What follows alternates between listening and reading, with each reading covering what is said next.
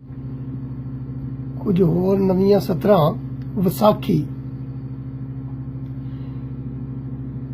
जेड़ा बीज फरीदे लाया, अर्जुन जिसनू मत्था टिकाया, बुल्ले जिस ते भंगड़ा पाया, असी कानू आन बुलाया।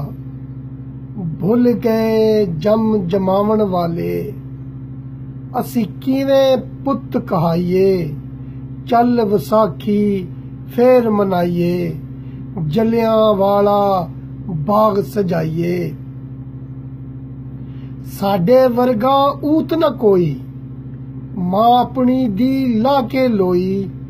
बूथे अपने चिब्बे कर कर, ओ बड़ बोली बोलिए फर फर। नानक वाले अखर छड़ के, क्यों प्यो दादे नू लज्जां लाइए। चल विसाखी फेर मनाइए, जलियांवाला बाग सजाइए। जिथे लोकी गालिब होए, उत्थे ओहदे तालब होए। किसे नहीं लिखे यार कसीदे, सारे दिल दे बालम होए। बुल्ले वर्गे आलम होए, उठ खड़ नींदर पूरी होई। पछाण है जिसने मेरी खोई, उस राजे दी मड़ी बनाइए।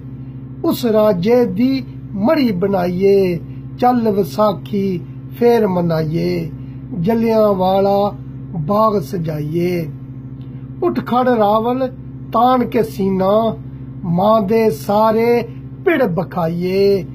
जिन्ने साडी बोली खोई, ओदे घर भी भा लगाइए। राह विच जो भी आए अड़ेका, लक्कों पै के राह विच ढाइए।